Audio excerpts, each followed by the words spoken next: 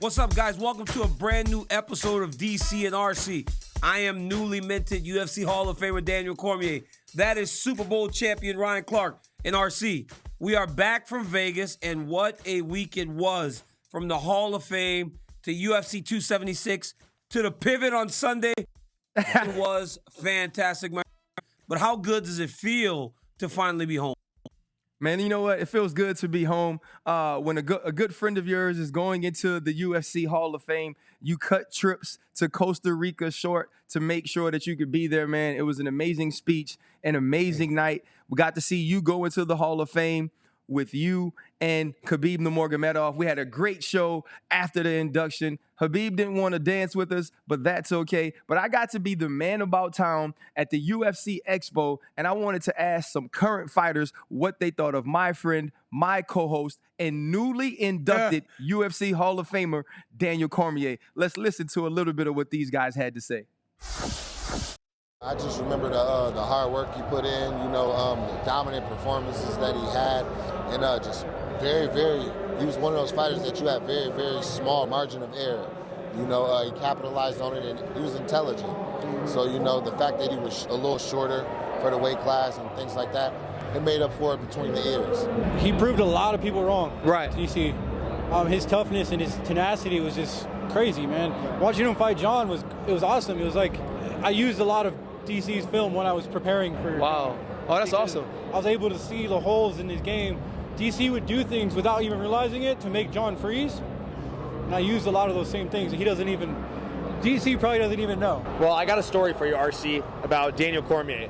So when I was in high school, my junior year going into senior year, I was a huge fan of DC. I knew who he was. I bought the same wrestling shoes he used to wear. They were the black and red Combat Speeds. I've been a big fan of DC throughout his wrestling career, and now it's just crazy that he's one of my peers, he's one of my colleagues. Yeah. Sometimes I got to pinch myself, right. He's a friend of mine now. But what a career, man. I mean, what a storied career. 2 runs in the Olympics, 2 Olympic quads, Strikeforce Grand Prix champion, double champ, and now Hall of Famer. So I couldn't be any happier for the guy. He deserves it. He's got one heck of a story, man. Man, listen, that was amazing. It was so cool to get to be around those fighters and talk about DC, his career, being inducted into the UFC Hall of Fame, but also what he meant to each of those fighters, man. What was the week like for you, DC? But even more importantly, what is it like hearing guys who are now fighting have such high praise for you as you go into the UFC Hall of Fame? It was amazing. It was a long week. I had little Daniel with me there the whole time, so you got the experience from Wednesday all the way until Sunday, what a fight week looks like for me. It was busy, but it was fun. And I'm very appreciative. I'm surprised Jamal Hill didn't say anything about the basketball game we played on Friday night because those young cats, they challenged me, man, and I can't help but go and try to answer the challenge. But I was so sore on Saturday. Basketball is a whole different beast, but it was fun, man. I got to see my whole family there, my whole family who had interactions with Ryan Clark. Yeah. Ryan. But I do know that when I was up there, Ryan Clark shed a tear while your boy was up there talking. Oh, you know man, what I'm saying? No, you soft. So bro. Soft. You over there crying. Hey. I saw Yanka actually hand you tissue. I'm like, damn, hey, Ryan should be up here with me. Hey, nobody cries more than you do, man. But to meet your family, to be around your coaches, and even to be in that type of atmosphere, to see yourself, Khabib Nurmagomedov, even Cub Swanson with a fight that went into the UFC Hall of Fame. I think it really put into perspective what you guys have to deal with and what you have to sacrifice as athletes in the fight game and in combat sports, in MMA, but also the appreciation you guys have for a team that I don't think many people get to see. But the reason we were there, other than to see you go into the UFC Hall of Fame, was for UFC 276. And obviously the headliners, the main events, was Izzy Adesanya defending his middleweight belt against Jared Cannonier. And this fight, to me, was over before it even started because Izzy's walkout was absolutely epic. My son was going crazy when this happened. He was like, nah, Dad, that's the urn where they put the souls. And then the Undertaker is commenting on it. DC, we were texted during this time, and we both agreed this was the greatest walkout ever. after this walkout, which you agree was the greatest, did the fight kind of let us down after something this cool? You know what was crazy about the walkout was that I thought it was The Undertaker, so I geek, right? Because it is The Undertaker. But then my son tells me it's something else. It's something in Naruto Anime. or Naruto or some anime. Yeah. And knowing Izzy, as much as Izzy's into anime, I'm like, of course that was in Naruto or however you say the word. My son was telling me Izzy was like one of the most bad characters, toughest dudes in the entire shows. So I'm like watching, I'm like, he is. But did he look like that in the fight? I thought if I'm being honest, I know people said it's boring for him to go for it. He could have did more. But the reality is, I thought he fought a good fight. I thought he was smart.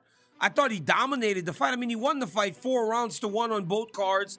And then the other round was 5-0. What more can you want from a guy in defending his championship but winning all the rounds?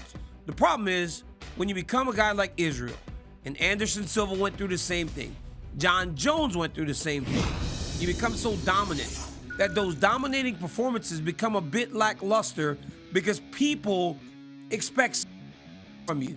And I think that greatness you to be judged much differently than they judge just the average fighter fighting in the UFC. And also, Alexander Volkanovski did him no favors with how well he fought in the fight right before him. So it was like high with Pereira, high with Volkanovski, and then Izzy dominating in the way that he did was kind of, it felt lackluster because Jared Cannonier really didn't have any moments. But even going into the fight, Izzy said he didn't see that much challenge in Cannonier, and it seemed as though that was the case in the way that he fought on Saturday night.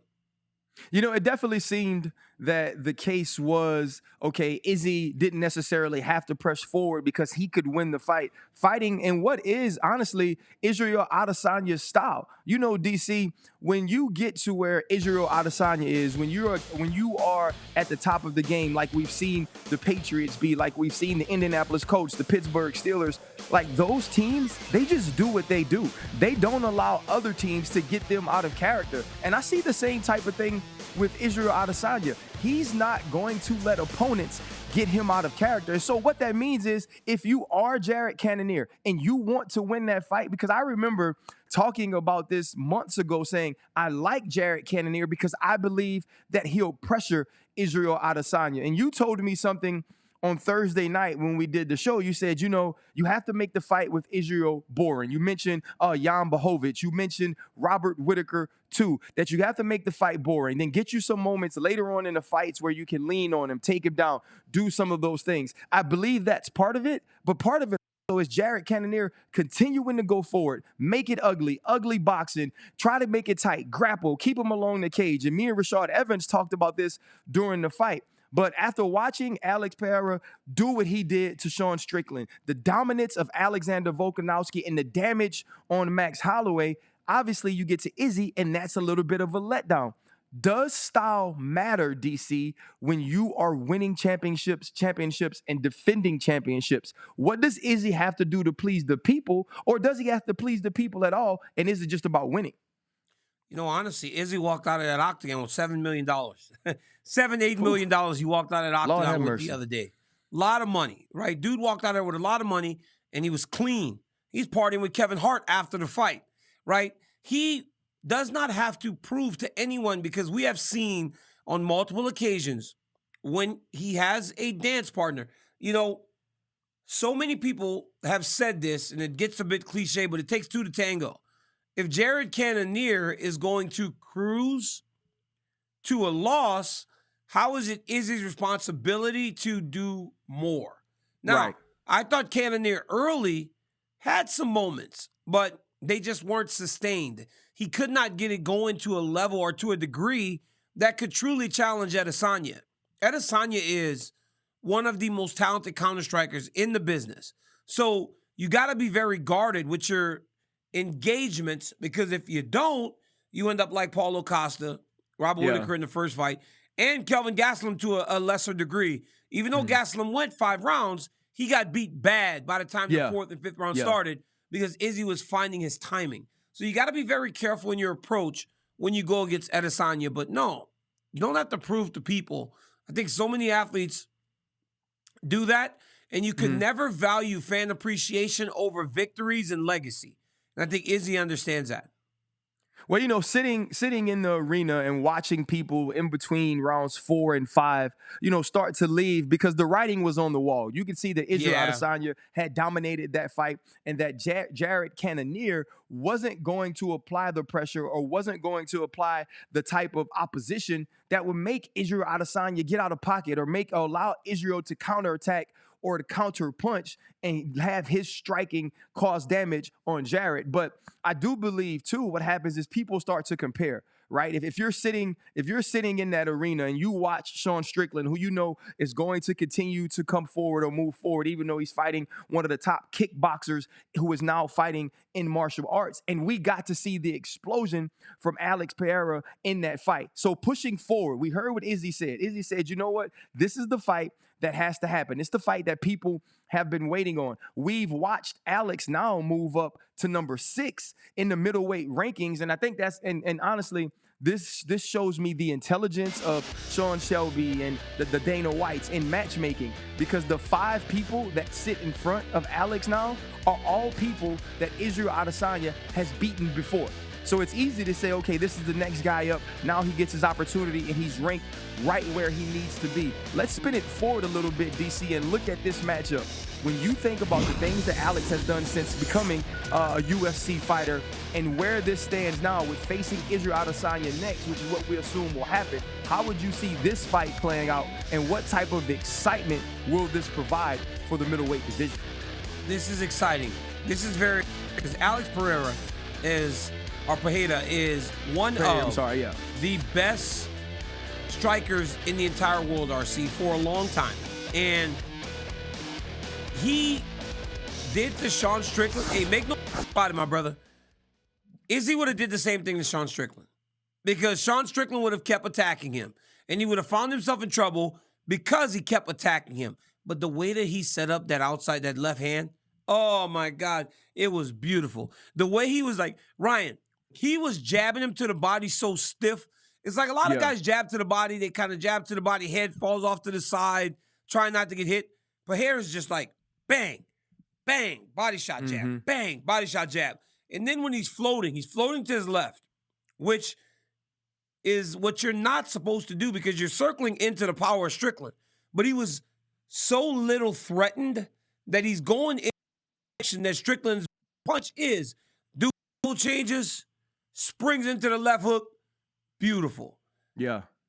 Punches himself a ticket to the title fight. Like, the UFC matchmaking perfect with this guy, because they never really let him fight a Marvin Vettori or anyone that can like stymie him and hold him against the side of the octagon. And now you get him versus Izzy. But I want to tell people, RC, don't get too lost in the results of the first fights of Izzy was beating him in the second fight. Izzy was winning the second fight and got knocked out. So go back and watch that kickboxing fight before we rush to judgment and rush to expectation of what Alex Pereira can do to Israel Adesanya. Well, I think everybody, though, is excited about this because all you see is visual. And you know how it is, DC. You can listen to a Daniel Cormier explain that Israel Adesanya was winning the fight against Alex. But when you see the visual of Israel Adesanya on the ground, not moving, or on the mat, not moving, that's what you remember. And so I think that's going to continue to build excitement for this fight. As dominant as a champion as Israel Adesanya has been, his teammate Alexander Volkanovski has been even more dominant. We knew coming into this fight against Max Holloway that there was no one at 145 pounds for either of these dudes. We understood that. You know, we've seen them fight the Korean Zombie. We've seen them fight Yair Rodriguez, Brian Ortega. They have dominated all of those opponents. And that's what led to the excitement of this matchup, of this trilogy, even more so than the split decision or the tight fight that we saw in Max, Alex or Volkanovski too. But it was pure dominance, DC. I had never seen Alexander Volkanovski with so much kind of fire under his tail. He's talking to Max during the fight. between every round, he's holding his hand up like, yeah, we gonna dap off, but after we dap off, it's all on me. And, you know, I heard his coach say we were moving into Max's right, moving into his power, the dreaded thing that you aren't supposed to do. So it was amazing to see this champion, to me, and I think he's still number 2 pound for pound, this champion to me solidify himself as number 1. And even Max tweeted that on social media, that pound for pound, you're number 1. You deserve an opportunity at the strap at 155. When you're sitting octagon side, DC, getting to see this masterclass and this masterpiece put together by Alexander Volkanovski against a future Hall of Famer in Max Holloway, what are the thoughts going through your head as you're trying to analyze this fight? In awe. We're literally in awe. Like, there's no other word for it but being just mouth wide open, agape. I mean, agape. You got a lot of synonyms here. All right. Mouth agape. You're like this, watching like, how is this even possible? Like, really watching a guy elevate to the next level. And I spoke to him on Wednesday, and he talked about distance between him and Max Holloway in making sure that nobody questioned who the rightful winner was anymore. He did that, man.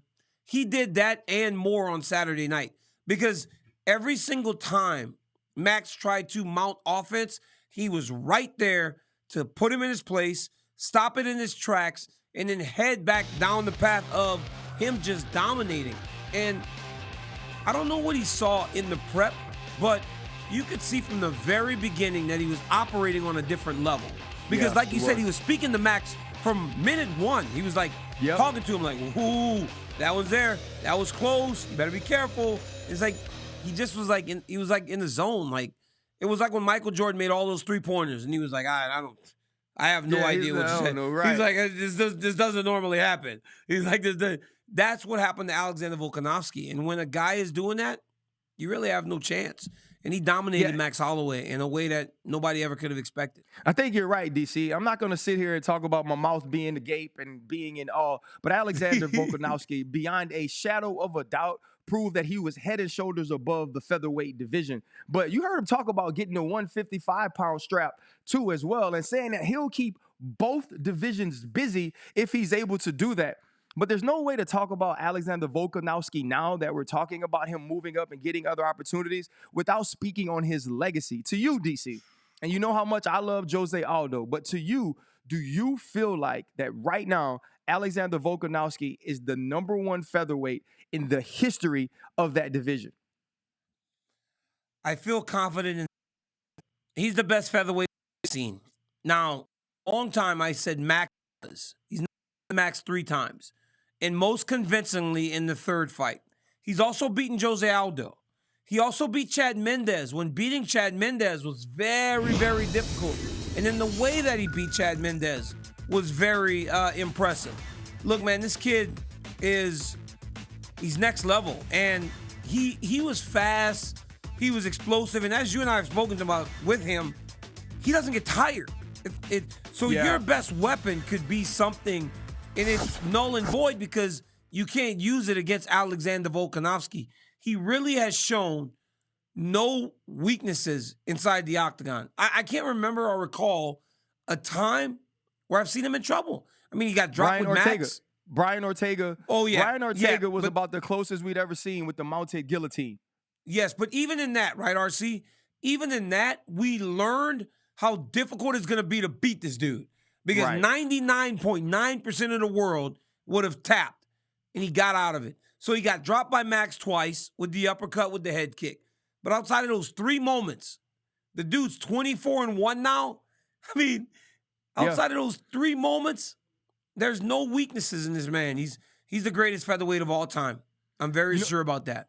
Yeah, you know what? When I start thinking of legacy, I can't remember. Maybe you can remind me, DC, like in between WEC and UFC, how long Jose Aldo's run was from a year, from a year's standpoint. I want to say it got up close to a decade, though. Jose Aldo was the man. And it is sometimes unfair to speak about fighters' legacy while they're still fighting because we don't get to see them decline.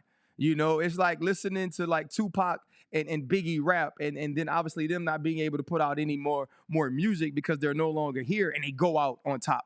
But I do think that Alexander Volkanovski is definitely in that conversation. I believe it has to be between him and Jose Aldo. And if he continues to dominate as he already has, I believe he puts it in a conversation or a perspective where there is no conversation to be had. But when you think about the next step for Alexander Volkanovski, what is it to you, DC?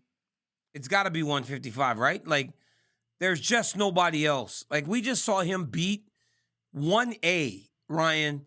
Yeah. You know, when you beat 1A in the way that he beat 1A, you got to go up. You got to go up.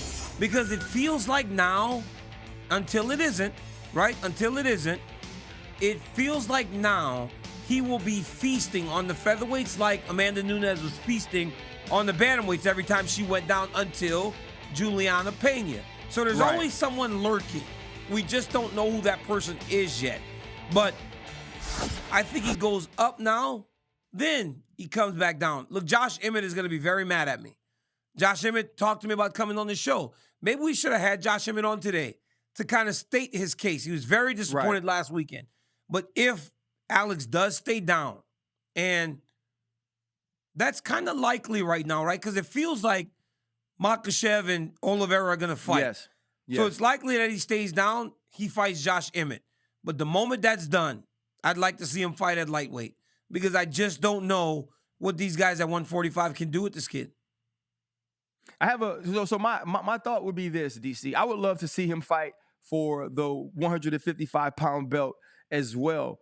Do you believe that Makhachev and what he's done is a more deserving fight for him to fight Charles Oliveira than it would be to let Alexander Volkanovski and Charles Oliveira fight for what is the vacant belt at 155 pounds right now? I mean, look, he's as deserving as anyone. DC, take your fandom out. I love his mom listen, too. I'm being honest with you. He is as deserving as anyone to go up and just challenge immediately. With that being said, to win 12 fights in a row in a division has to mean something. And that is why I believe Makhachev should get the championship fight. I'm not being a teammate here. We just need that balance of Charles Oliveira is the champion, but we need to see him fight again, get his belt back strapped around him, or get a new champion crown before we start talking about Volkanovski going up to 155. And with the way that things worked out, and Josh Emmett having fought in Austin just a couple weeks ago, the timing works because it sounds like they want to do Makhachev versus Oliveira sometimes in the winter. So whether it be in Brazil or Abu Dhabi, I think the Abu Dhabi card's in October, right? It'll work out to where it can be in line for those fights to kind of play along the same time frame in order to move both divisions forward. Yeah, and I think, listening to you, you actually convinced me because the other thing I believe Alexander Volkanovski deserves, even though I agree with you, Islam Makhachev deserves this fight, is to be fighting against another champion. For it to not be a vacant belt, for it not to be a number one contenders fight, for it to be the champion at 155 against the legendary champion at 145, and now we see who's the best man at that weight class. And so I love the kind of how you mentioned that. But another person that we were all tuned in to see at UFC 276 was Sean O'Malley. And obviously that fight didn't end in the way anybody in the arena or Pedro Munhoz or Sean O'Malley wanted it to end. We had him on the pivot Sunday morning, hours after the fight, and we wanted to kind of hear what he thought about the no contest. Here's some of that footage right here. What I could take away from that fight is it was a top 10 guy. I broke him mentally. He was looking for a way out. The nut shot wasn't a nut shot. It was on the belt line. It was a nice body shot. If you get hit with a body shot, and you can pretend it's a nut shot, take your time, get, the eye poke. I didn't really feel like I poked him in the eye. I don't know. I was patient. I was landing good shots. I was finding my range. I was about to take over that fight, and he just found a perfect way out. DC, when I heard that, when I was sitting across from Sean O'Malley that morning, I was like, oh, you're saying you broke him. You're saying that Pedro Munhoz quit. He took the easy way out. And now you and I have gone back and forth about this with people saying that, Pedro was winning on the cards. When you hear that soundbite from Sean O'Malley, what's your first and initial thought? It's Sean O'Malley, right? Like Sean O'Malley has a way of looking at things that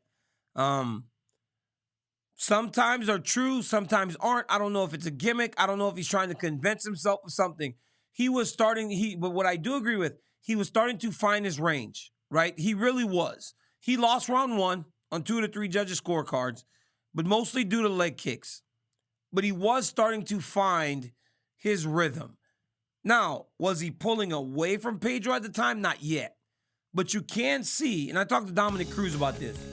Dominic Cruz said, Pedro Munhoz is usually a very fast starter, and then he fades as the fight goes a little bit longer. Nobody would know better than Dom, because Dom just fought him in New York City just in November. So maybe he thought the writing was on the wall that Sean O'Malley was going to win that fight. Which to me, because I think Dom's very smart, it goes, okay, I get it. Maybe Pedro wasn't able to keep that game plan going the entire time. Do I believe he quit? No. I do believe that his eye was bothered. I saw him on Sunday morning and it was all closed. But unfortunately, those things happen in mixed martial arts.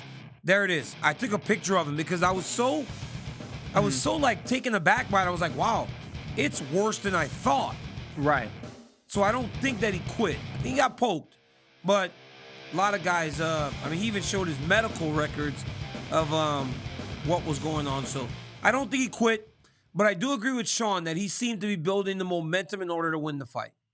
Yeah, and listening to him kind of explain the fight a little further, which if you listen to the entire podcast on the pivot, he was talking about some of those leg kicks. And I brought up that, many people had said that was the way to attack him. And he was saying, yeah, RC, but even in some of those leg kicks, and a lot of them, I was checking them. And even if the judges were using those to be scored, I felt like I was able to hurt him as well throughout that process. He said he was finding his range. He was starting to understand where Pedro was going to be. And he said he felt like Pedro understood that as well. I've never been in the octagon. I don't understand that, but I know what it's like when Tom Brady knows every time you're in fire zone, and every time you're in fire zone, he finds the right range. And it may not happen for the first quarter, or every time you're in fire zone, he finds the open guy, or he's able to shift the line to block that guy. And in fighting him, or in playing that team, or playing the Patriots, you realized in the third and fourth quarter, if you didn't make some adjustments, you were in trouble. And it seemed to me that's kind of what Sean was saying when he was talking about the way he was beginning to feel Pedro out. I don't agree that fighters quit. The reason you guys are who you are, the reason you get to the level that Pedro Munhoz has gotten to is having no quit. But I do kind of feel where Sean was saying he was figuring him out. Do you run this fight right back, DC? Or have you seen enough to know, let's give Sean O'Malley a different fighter as he tries to move into contention for the 135-pound belt? I'd probably run it back just because early in the fight there was enough of a challenge to warrant them fighting again. I'd like to see him run it back, but Song Yadong would be a fun fight too. That Song Yadong has dynamite in his hands, and honestly, that one would be probably funner because he's going to be trying to knock out Sean as Sean is trying to knock him out. But if you run the Pedro Munhoz fight back, I don't think anybody would be disappointed. I think there was enough adversity early enough in the fight, especially with the judges scoring it for Pedro, that you can warrant an immediate rematch and lock those guys back in the octagon again.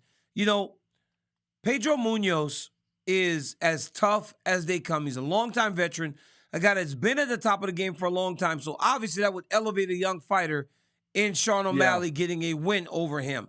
But another longtime veteran said bias last weekend.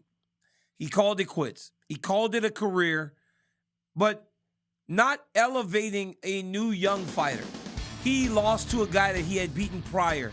And I think in that, when you lose to someone that you had bested earlier in your career, that you had knocked out, and then you get finished, you understand the writing on the wall, in the old Cowboy, laid his gloves down in the middle of the octagon, man. but only in true Cowboy fashion, right? His hat, he put gloves in the hat, and he walked away. When you look back at Cowboy as a fan, what will be your lasting memories of what that man was to the UFC and mixed martial arts in general? Man, for me, DC, he was synonymous with everything we love about the sport. He always gave everything he possibly could inside the octagon, but the spirit outside. Cowboy Cerrone wasn't one of those fighters that other fighters went into the fights hating, right? They always respected him. They always understood what type of opponent was going to stand across from him on the other side. But the respect level to me was always at the highest. And even as he began to get a little older, he was still so competitive every single fight, every single round. And I think as that started to change for him, especially down this losing streak toward the end of his career, that's when we could see he was no longer Cowboy Cerrone. And for him to say after the fight, which I thought was kind of a beautiful sentiment for anybody who's ever retired, Joe, I just don't love it anymore. I think that's something that all of us that sit on the other side of our careers can understand. Absolutely. And, you know, there was a team back in the day, I think it was Fresno State. On the field, it said, anybody, anytime, anywhere. That, to me, is Cowboy Cerrone. I love that. He just went and fought anyone, and he fought all the time, and he beat so many people, and he was just fun. But you're right. When you don't love it, you cannot lock yourself into an octagon with another man that has that desire to be great. You've got to want that greatness. And honestly, now that he's going to be a movie star, as he said, you can see that his eyes are like on something different. And there's nothing wrong with that. You know, when you start to look to what's next, that is exactly what Cowboy Cerrone is doing. But there are many fighters still left in the octagon, and some had some really impressive performances last weekend. So it's time now to grade UFC 276. You may be wondering where my partner went. Well, we all know where Ryan Clark lives. And as my friend in Singapore told me, the guy that I met at the Gucci store, Ryan doesn't have internet. It's storming down in Louisiana. Ryan's internet cut out. So your boy's got to take it home by himself. But right now, Corporate Jake, we are going to grade some of the fighters from UFC 276. First guy for me is Jim Miller. Guys, Jim Miller went into a fight with Donald Cowboy Cerrone, having lost fight number 1 to the Cowboy. He did exactly what he needed to on Saturday night. He went out there. He was very patient. He was calm. He looked very small next to Cowboy. But I think what happened in this fight was it showed us what Jim Miller has left. He's not to the point of where Cowboy was per se, but he isn't necessarily still championship level Jim Miller. But he showed that if he gets the right matchup, he could do some truly special things. But not only did he win, he became the person in the UFC history to fight the most in the Octagon's history. Also, more wins than anyone in UFC history. So hats off to a good guy in Jim Miller. He is a fantastic guy. Congratulations to Jim and his entire team. Now, Jim is an older guy. Jim's been around for a long time. But there was a lot of young talent on UFC 276 too. And one guy that is not afraid to tell you how great he is today and how great he's going to be down the line is Ian Garry. Ian Garry fought what I believed was the perfect fight for the opponent, Gabe Green. So, oh my goodness, guys, and I don't want y'all to start over. I don't want y'all to clip it. I'm recapping the fights opposed to grading these dudes. I'm giving Jim Miller a B. I'm giving Jim Miller a B for his performance the other day. The reason it's not higher is because I believe that the competition of where Cowboy is today wasn't up to snuff in order for me to grade him much higher. Ian Garry, like I was saying before, I had to interrupt myself to go back and do exactly what I'm supposed to be doing right now. Ian Garry, fighting the tough guy in Gabe Green. He does everything the correct way. This kid is a tremendous striker. I don't know if Ian Garry is as good as he believes he is today, but if he continues to work in the way that he is at Sanford MMA, if he continues to improve in the way that he is improving, I think that Ian Gary has a ton of potential. He has a ton of skills, and he has a great ability to, at some point, at least challenge for a UFC championship. My comp for him is probably Darren Till. You remember when Darren Till first started? He was brash, he was fun, he was confident and a little bit cocky. Ultimately got to a UFC title fight, lost to Tyron Woodley. But that's my comp for Ian Gary. But when judging Ian Gary, I think for where he is in his career and for what he did, pitched a shutout, fought beautifully, I'll probably give him a B+. And I know I just said the competition wasn't as high, but two young guys fighting on a pay-per-view card, B+ for Ian Gary. Brian Barberena, Bam Bam. He said he was going to wear Robbie Lawler down with his pace and pressure. What we didn't think, though, was that he would truly get to accomplish that because Robbie doesn't get tired. Robbie doesn't get exhausted, and Robbie was fighting beautifully, but Barberena just wore him down. Barberena kept hitting him, and he was doing a great job of getting to the body. In the middle of his middle of his combinations, he was getting to the body, and by getting to the body, he was slowing Robbie Lawler down. Now, this guy has now beaten Matt Brown and Robbie Lawler back-to-back, so he's starting to put these legends on his list, but beating those legends, does that warrant a massive jump in competition? Does that tell us who Brian Barberena is today? Not exactly sure. I'm giving Barberena a B. My last guy, and I saved him for last because he had the greatest performance of them all, is the tarantula Jalen Turner. What he did to Brad Riddell is unheard of. He literally just mollywopped him. He went out there, he hit him with a left hand, he hurt him, jumped on the Molly guillotine, and finished him.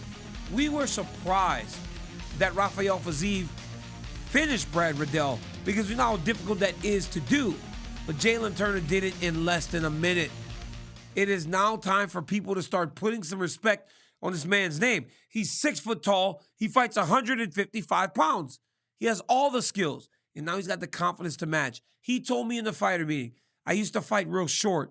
Now I fight long. But in fighting short to begin my career, I have developed skills in order to fight really good in close. Jalen Turner, highest grade I've ever given. I'm giving that dude an A+.